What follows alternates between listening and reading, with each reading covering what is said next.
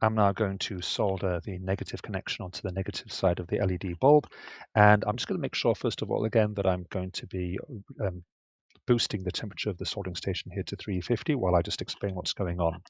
Now, I found that my black wire was a little bit on the long side when I fed it through this hole, and I chose to come through this hole here, closest to the USB power supply. And then I found it a little bit too long on this inside edge here. So I've trimmed it off, and I've also just restripped it as well.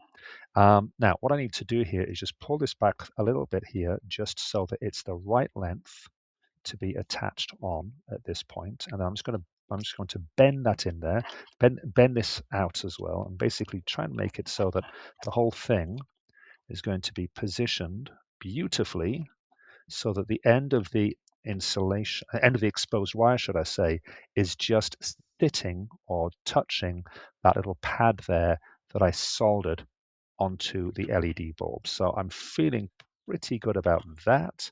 Okay, so that looks nice. My temperature is now correct. I'm going to put my resistor to the side there for a second.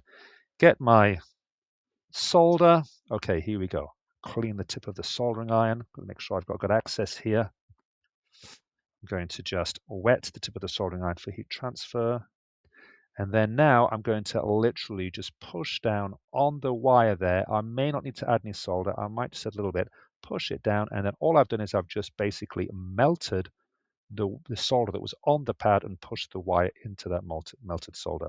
Now I've got to be careful here because I'm very close to the bulb, and if I catch the bulb, I could melt the casing of the bulb there. But that looks really nice. Okay, so that looks promising. That was onto the negative side. Now I've got the positive side, and what I'm going to do with the positive side here is go straight onto the resistor. I've got quite lots of wire here on my resistor.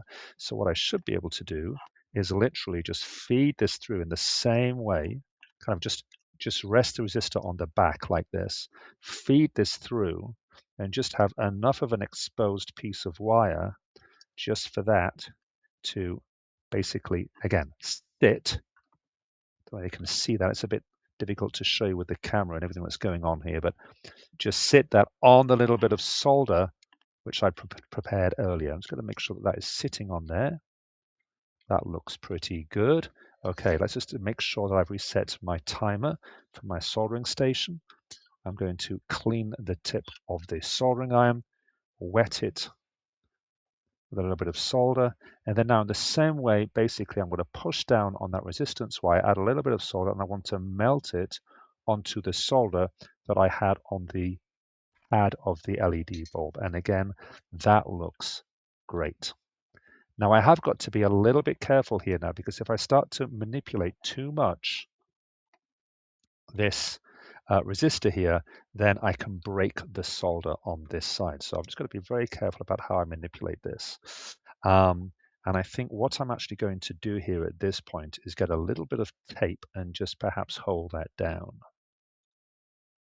So normally we'd use insulation tape, special plastic tape with an adhesive on the back when we're working with electronics, but all of this is only working at 5 volts. Assuming that we're not going to put it on a metal table, I'm just going to use some masking tape here.